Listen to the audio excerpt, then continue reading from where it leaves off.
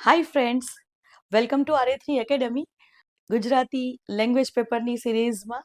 આજે બીજો વિડીયો. મને ઘણા સ્ટુડન્ટ્સની રિક્વેસ્ટ આવી છે કે હું ચર્ચાપત્રનો વિડીયો બનાવું, કે હું પીએસઆઈ માટેના વિડીયોઝ બનાવું. આ પેપરમાં જે ટોપિક્સ છે તે ડીવાયએસઓની મેન્સ આવી રહી છે તે મને ખ્યાલ છે, અને પીએસઆઈની મેન્સ પણ આવશે તે પણ મને ખ્યાલ છે. ઇવન હવે એસટીઆઈનું જો રિઝલ્ટ આવશે તો એની પણ મેન્સ આવશે. ડીવાયએસઓ અને એસટીઆઈનો સિલેબસ ઓલમોસ્ટ સિમિલર છે, એમાં જે ટોપિક્સ છે તે સેમ ટુ સેમ છે, પણ હા, પીએસઆઈમાં ટોપિક્સ થોડા ઓછા છે. બટ હવે મેં એવું વિચાર્યું કે આ બધી એક્ઝામની અંદર જે કોમન ટોપિક્સ છે તે હું પહેલાં લઉં, અને એટલે ચર્ચાપત્ર હું આના પછીના વિડીયોમાં બનાવીશ. અત્યારે આજે આપણે સંક્ષેપીકરણ કરીએ. તો સંક્ષેપીકરણ એ આજનો ટોપિક રહેશે, અને બાકી હું એક એક કરી અને વિડીયો મૂકતા જઈશ. સૌ પ્રથમ તો સંક્ષેપીકરણ એટલે શું? સંક્ષેપીકરણ એટલે સંક્ષેપ કરવો, અને સંક્ષેપ એટલે ટૂંકાણમાં લખવું. તમને જનરલી વર્ડ્સ આપેલા હશે, અને 250 to 300 વર્ડ્સ એટલે કે 250 થી 300 વર્ડનો એક ફકરો આપેલો હોય છે, અને એ ફકરાનું તમારે 1/3 ભાગમાં સંક્ષેપ કરવાનો હોય છે. ઘણી વખત ઓછા વર્ડ્સનો ફકરો પણ હોય, તો એનું પણ તમારે 1/3 તમારે પહેલા રફ પેજની અંદર જેટલા વર્ડ્સ હોય, જો વર્ડ્સ લખીને આપ્યા હોય તો ઘણું સારું, જો ના આપ્યા હોય તો તમારે ગણી લેવા વર્ડ્સને, અને આની અંદર છે કે આ પણ એક શબ્દ કહેવાશે, એટલે આ જે શબ્દો છે એને પણ ગણી અને એ શબ્દોને તમારે પાછળ એના ભાગાકાર કરી લેવાનો, ડિવાઇડેડ બાય 3 કરવાનું, અને 3 વડે ભાગતા જે વર્ડ્સ મળતા હોય એનાથી 3-4 વર્ડ્સ તમે આગળ પાછળ કરી શકો છો. 3-4 વર્ડ વધુ કે 3-4 વર્ડ્સ ઓછા તમે લખી શકો છો, પણ આનાથી વધારે શબ્દો વધવા કે ઘટવા જોઈએ નહીં. તો આ પ્રમાણે તમારે સંક્ષેપ કરવાનો રહેશે. ફર્સ્ટ થિંગ આ છે. હા, હવે તમને પેપરમાં જે આન્સર શીટ હોય છે એની અંદર શું કઈ રીતના આપે છે તે આપણે પાછળથી લઈએ. પહેલા તો સંક્ષેપ કરવો કઈ રીતે તે વસ્તુ આપણે જોઈશું. તેમાં અમુક સ્ટેપ્સ છે. સૌ પ્રથમ તો મગજ શાંત કરી દેવું, ઉતાવળ કરવી નહીં. એટલીસ્ટ વાંચવામાં ઉતાવળ નહીં કરવી, લખવામાં તમે ઉતાવળ કરી શકો, અને લખતા વાર નથી લાગતી હોતી, કેમ કે તમારો જો એકવાર સંક્ષેપ રેડી હોય, તમે જો ક્લિયર હશો તો સંક્ષેપ ફટાફટ લખાઈ જશે. અને એટલા માટે વાંચવામાં ધ્યાન આપવું, બીકોઝ સંક્ષેપીકરણ જો તમે સારો લખ્યો હશે, જો તમે એ જે ફકરો આપ્યો છે આ ફકરાનો મૂળ વિચાર તમે પકડી લીધો, અને એ મૂળ વિચારને અનુલક્ષીને જો તમે સંક્ષેપ કર્યો હશે, બીજું કે જેટલા વિચારો અંદર આપ્યા છે, જેટલી વસ્તુઓ એમાં એ લોકો ઇલોબોરેટ કરી છે, આ વસ્તુઓને જો તમે ટૂંકાણમાં લખી શક્યા, બધી જ વસ્તુ એ ફકરાની તમે આવરી લીધી હશે, તો તમને ઘણા સારા માર્ક્સ મળી શકે છે. ટોપર્સને 7-8 માર્ક્સ પણ મળે છે સંક્ષેપીકરણમાં, અને ઘણા લોકોને 2, 3, 1, 1.5 આવો માર્ક્સ પણ મળતો હોય છે. સો મેઇન વાત એ છે કે તમારે ફકરો સમજવો એ ખૂબ જ જરૂરી છે. હવે એના માટે કરશો શું? તો ફર્સ્ટ ફકરાને શાંતિથી, ધ્યાનથી વાંચો. તે વખતે ધ્યાન ત્યાં રાખો. બીજી વસ્તુ આ બાકી છે, પેલું બાકી છે, તે ન રાખો. પહેલા તો ધ્યાનથી ફકરો વાંચો. વાંચીને એને સમજવાનો ટ્રાય કરો કે આખો જે ફકરો છે એનો વિચાર શું છે, એ કહેવા શું માંગે છે, કેમ કે તમારે શીર્ષક પણ આપવાનું છે ને. સો મૂળ વિચાર આવવો જોઈએ શીર્ષકમાં, અને એટલા માટે પહેલા તો તમે સમજો કે ફકરો કહેવા શું માંગે છે. આ તમને જો સમજાઈ જાય, જો ન સમજાય તો 1-2 વાર હજી વધારે વાંચી લો. ત્યારબાદ તમારે ધ્યાન શું રાખવાનું છે કે તમને 1/3 એટલે કે 1/3 ભાગમાં સંક્ષેપ કરવાનો છે, અને એટલે જો 3 લાઈન આપી હોય આ રીતે, તો આ 3 લાઈનમાંથી આપણે 1 લાઈન લખવાની છે. એ રીતે યાદ રાખો. અહીંયા 3 લાઈન એટલે 3 વાક્યો હું નથી કહેતી. અહીંયા 3 લાઈન એટલે એક વાક્ય સપોઝ તમારું અહીંયા પતે છે, અને બીજું વાક્ય અહીંયા પતે છે, તો આ 2 વાક્યમાંથી તમારે આ રીતે એક લાઈનમાં આવે તેવું એક વાક્ય બનાવવાનું છે. આ રીતે સમજો આ વસ્તુને. સો 3 લાઈનની 1 લાઈન તમારે લખવાની છે. આ વસ્તુ તમને યાદ હોવી જોઈએ. ફર્સ્ટ તો આ છે. ઘણી વખત વાક્યો ઘણા લાંબા લાંબા આપતા હોય છે, તો સપોઝ અહીંયા 6 લાઈનનું એક વાક્ય હોય કે 5 લાઈનનું એક વાક્ય હોય, તો એમાંથી એક વાક્ય તમારે 1 થી 1.5 લાઈનમાં બનાવવાનું થશે. સો આ રીતે તમારે એક તો મગજમાં આ વસ્તુ રાખવાની. બીજી વસ્તુ કે રફ કામની અંદર એક વખત પહેલા જ લખો.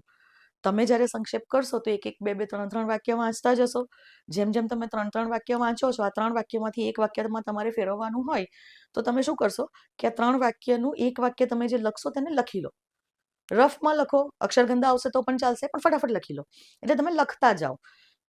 એટલે આ રીતે તમે એક તો કરી શકો કે 3 વાક્યનું એક વાક્ય બનાવતા બનાવતા તમે લખતા જાઓ. અને આમાં ધ્યાન એ રાખવાનું કે 3 વાક્યનો વિચાર, 3 વાક્યોની વસ્તુ એક વાક્યમાં તમારી સમાવી જોઈએ. અને ફ્રેન્ડ્સ, અહીંયા જ તમારી લેંગ્વેજ, ભાષાની કૌશલ્ય, અહીંયા જ તમારું ભાષા કૌશલ્ય ચકાસે છે આ લોકો કે તમે કઈ રીતે ટૂંકાણમાં રજૂ કરી શકો છો, તમે કઈ રીતે સમરી બનાવી શકો છો આ વસ્તુની. ઓકે, સો અહીંયા તમારી કળા છે કે તમે કઈ રીતે લખો છો. બટ હા, આ વસ્તુ કરતા જાઓ. વાક્યો સાદા, સિમ્પલ ભાષામાં બનાવો કે સાદા વાક્યો રાખો, બહુ ભાષાને વધારે અલંકારિક આ જગ્યાએ ન કરશો. તમે પરોક્ષ ભાષામાં લખી શકો છો, એટલે કે ઇનડાયરેક્ટ સ્પીચમાં લખી શકો છો. સપોઝ એવું આપ્યું હોય કે તેમણે મને કીધું, પછી ઇન્વર્ટેડ કોમાની અંદર ઘણી બધી વસ્તુ લખી હોય, તો તમે આ વસ્તુને ઇનડાયરેક્ટમાં ફેરવી દો કે તેમણે મને કહ્યું કે, પછી પેલું ઇન્વર્ટેડ કોમા અવતરણ ચિહ્નો વાળું વાક્ય લખવા નહીં બેસવાનું, કહ્યું કે કરીને પેલું અવતરણ ચિહ્નમાં જે વાક્ય હોય એનો સારાંશ સાદી ભાષામાં લખી દો. તો આની કહેવાય ઇનડાયરેક્ટ સ્પીચ. તો તમે આનો પરોક્ષ ભાષાનો પણ ઉપયોગ કરી શકો છો.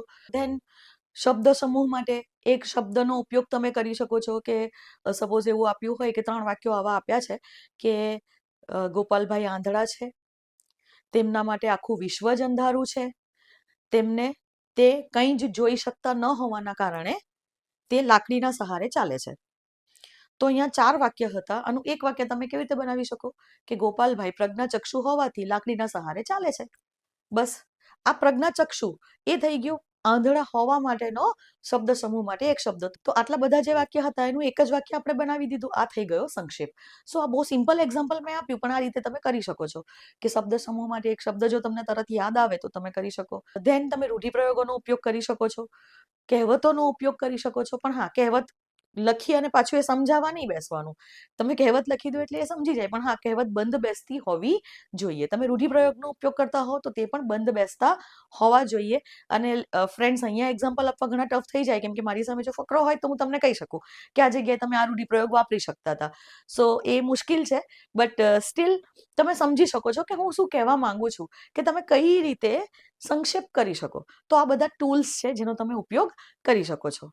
બીજું કે ખાસ યાદ રાખવું કે ગદ્યમાં ન આપી હોય ને એવી કોઈ એક્સ્ટ્રા ઇન્ફોર્મેશન તમારે ઉમેરવાની નહીં. જેમ કે આપણું જે હમણાં જે એક્ઝામ્પલ આપણે લીધું કે ગોપાલભાઈ આંધળા છે, તેમના માટે આખું વિશ્વ અંધારું છે અને તે કંઈ જ જોઈ નથી શકતા, તેથી તે લાકડીના ટેકે ચાલે છે. પણ હવે તમે આની અંદર આવું ના લખી શકો કે તે વારંવાર પડી જાય છે. સમજાય છે? કેમ કે એમાં આપેલું નથી. સો કંઈ ન હોય એવું કંઈ વધારાનું તમે ફર્સ્ટ તો ઉમેરશો નહીં.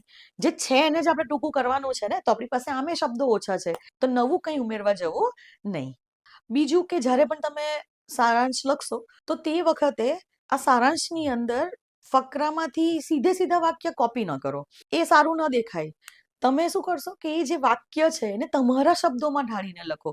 કે આપણે 3 વાક્ય હોય, 4 વાક્ય હોય, એનું એક વાક્ય જ્યારે બનાવતા હોઈએ તો પોતાના શબ્દોમાં લખશો તો વધારે સારું રહેશે. હા, અમુક કીવર્ડ્સ સપોઝ એમાં કોઈ આપેલા હોય તો એ કીવર્ડ્સ તમે વાપરી શકો છો, પણ વાક્ય બેઠે બેઠું કોપી ન કરવું. કે તમે એવું વિચારો કે 3 વાક્યમાંથી આ એક જ વાક્ય ઇમ્પોર્ટન્ટ છે અને આ જ વાક્યને હું કોપી કરીને લખી દઉં, એવું ન કરતા તમારે તમારું વાક્ય બનાવવાનું.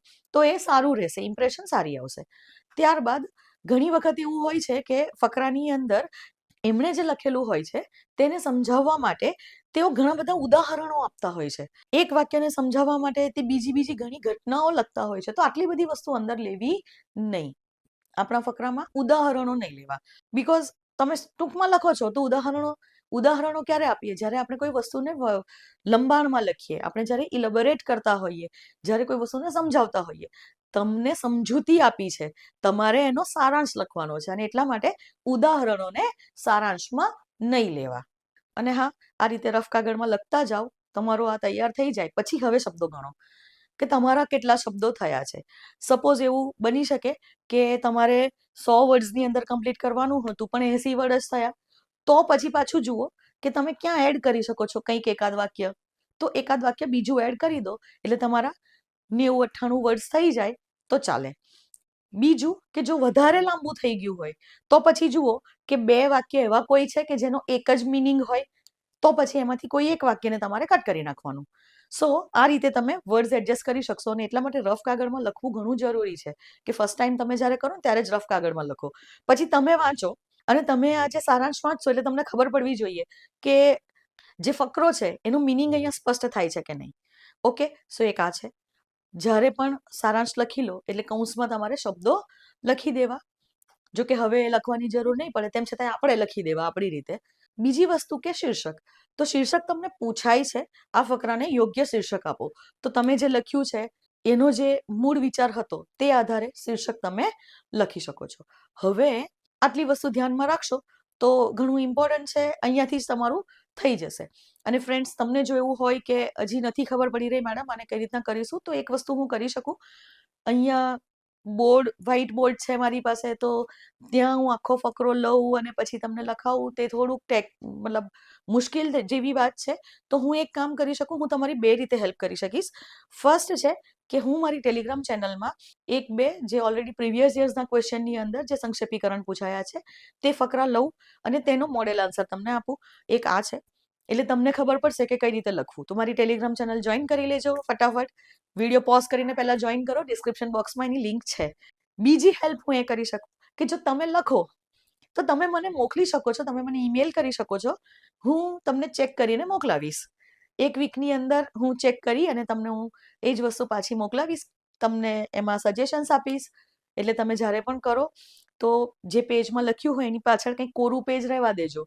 એ રીતે PDF બનાવીને મને મોકલજો પ્લીઝ. ફોટો પાડીને ન મોકલશો, બીકોઝ ફોટો પાડીને મોકલશો તો મારું એડિટિંગ, મને એડિટિંગ કરતા તકલીફ થાય, એમાં હું મારી કમેન્ટ્સ નહીં લખી શકું.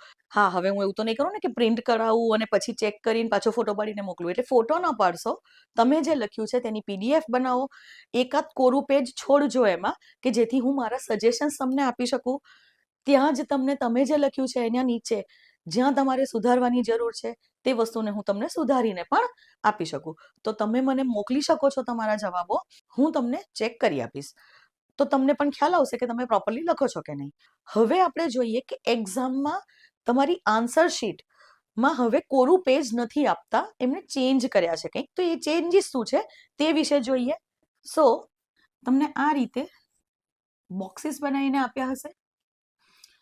સો આ રીતે તમને બોક્સ બનાવીને આપ્યા હશે. અહીંયા જે ફર્સ્ટ છે ત્યાં લખ્યું હશે કે અહીં કંઈ લખવું નહીં, એટલે શીર્ષક તમારે હવે ઉપર નથી આપવાનું. શીર્ષક આપણે અહીંયા શીર્ષક એવું લખી અને નીચે આપીશું. ઓકે, સો અહીંયા કંઈ લખવાનું નથી એટલે શીર્ષક આપશો નહીં.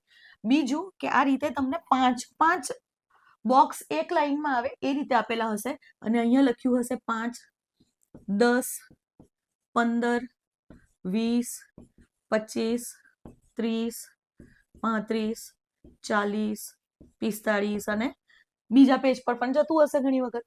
સો આ રીતે તમને 5-5ના બોક્સ આપેલા હશે. હવે તમારે એક શબ્દ એક બોક્સમાં લખવાનો છે અને તેથી અક્ષરો પહેલેથી જ મીડિયમ રાખજો, નાના રાખજો, કેમ કે ઘણી વખત એવું હોય કે ઘણો મોટો વર્ડ હોય, અવ્યાખ્યાયિત, આવું તમારે લખવું હોય તો ઘણી વખતે અહીંયાથી અહીંયા સુધી જશે. ઓકે, અને એટલે તમને શબ્દો ગણવામાં તકલીફ પડશે અને જે પેપર ચેકર હશે તેમને પણ શબ્દ ગણવામાં તકલીફ પડી શકે છે. અને એટલે પહેલેથી જ અક્ષરો અહીંયા નાના રાખજો. જો મોટા અક્ષરો હોય, ભલે આખા પેપરમાં તમે મોટા અક્ષરોથી લખ્યું હોય, પણ ટ્રાય કરો કે તમારું અવ્યાખ્યાયિત આટલામાં જ આવી જાય, આ રીતે લખવું. અને એટલે અહીંયા તમારા માટે તો ખાસું ઈઝી પડી જશે કે 5 વર્ડ્સ આપ્યા છે અને તમને જ ખબર પડશે કે તમે કેટલા શબ્દો લખી નાખ્યા છે અત્યાર સુધીમાં. એક તો તમારી પાસે પેલા રફ પેજની અંદર ઓલરેડી ફકરો લખેલો છે, ત્યાંથી જ તમારે કોપી કરવાનો છે. અને એટલે તમારી જોડણીની ભૂલો ને આતે, હા, અને અહીંયા જોડણીની ભૂલો ન કરવી તેનું ખાસ ધ્યાન રાખવું. સો આ રીતે આપેલું હશે.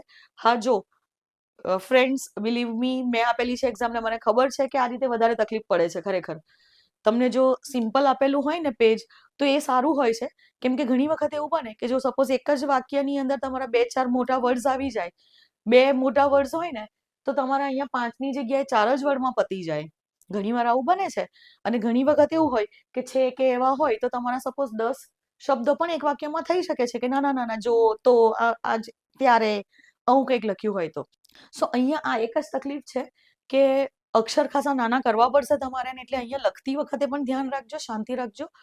લખતી વખતે એવું ના થાય કે એક શબ્દ તમે લખ્યો અહીંયા કે અન્ય, આવું લખ્યું અને પછી એને ચેકવું પડે અને ફરી પાછું અન્ય લખવું પડે. આવું ન થવું જોઈએ. અને એટલે જ મેં કીધું કે તમે રફ પેજની અંદર એક વખત લખી લેજો આને, કે જેથી આ ભૂલો થાય નહીં. અને ખાસ ધ્યાન રાખજો કે ઘણી વખત એવું થાય કે આપણે લખતા હોઈએ તે વખતે ધ્યાન ના આવે અને ભૂમિકા એક વખત લખ્યું હોય પછી કંઈક વિચારવા બેસે ને ફરીથી પાછું ભૂમિકા તમે લખો, તો ઘણી વખત આવું થાય કે એક જ શબ્દ છે તમે 2 વખત લખી નાખ્યો, મીનિંગ તો રહેશે નહીં, પણ તમારા આ જે બોક્સીસ છે તે વપરાતા જશે. અને એટલે અહીંયા ખાસ ધ્યાન રાખવું જરૂરી છે. સો સંક્ષેપીકરણ આ રીતે હવે ટફ થઈ ગયું કે તમારે બોક્સની અંદર લખવાનું છે. પહેલા કેવું હતું કે તમે સપોઝ એક ભૂમિકા ચેકી નાખી તો એ લોકો એક જ વડાને ગણશે, પણ હવે થોડી તકલીફ છે, નો ડાઉટ. જો સેન્સિબલ હોય પેપર ચેકર, અને હોય છે, નો ડાઉટ હોય છે, પણ આપણો પણ ટાઈમ વેસ્ટ થાય, પેનિક થાય. જો આવી રીતના 3-4 વર્ડ્સ કટ કરવા પડે તો પાછળ મારા વર્ડ્સ વધી જશે, આ રીતના આપણને તકલીફ પડતી હોય છે. અને જનરલી એ લોકો 2 લાઈન કે 3 લાઈન વધારાની જ આપતા હોય છે આના લીધે જ. બટ ટ્રાય કરો કે આખા વાક્ય કે આવું ચેકવું ન પડે આપણે. તો અહીંયા આ જગ્યાનું ધ્યાન રાખવું ખૂબ જ જરૂરી છે. સો આ સજેશન્સ હતા મારા સંક્ષેપીકરણમાં, અને મેં તમને જે પ્રમાણે કીધું એ પ્રમાણે તમે મને આન્સર લખીને મોકલી શકો છો, અને હું મોડેલ આન્સર્સ 1-2 મારી ટેલિગ્રામ ચેનલમાં મૂકીશ, ત્યાં તમે જોઈ શકો છો. તો તમને વધારે ખ્યાલ આવશે કે સંક્ષેપીકરણ ખરેખર થાય છે કઈ રીતે. સો ફ્રેન્ડ્સ, આજ માટે આટલું. બીજા વિડીયોમાં જલ્દીથી મળીએ, અને હું ટ્રાય એવો જ કરું છું કે PSI, DYSO, STI આ ત્રણેયમાં જે કોમન ટોપિક્સ છે તે પહેલાં લઉં છું, અને પછી આપણે આગળ જઈશું. સો ત્યાં સુધી વાંચતા રહો, મહેનત ચાલુ રાખો, સક્સેસ જરૂરથી તમને મળશે. બાય, ફરી મળીએ.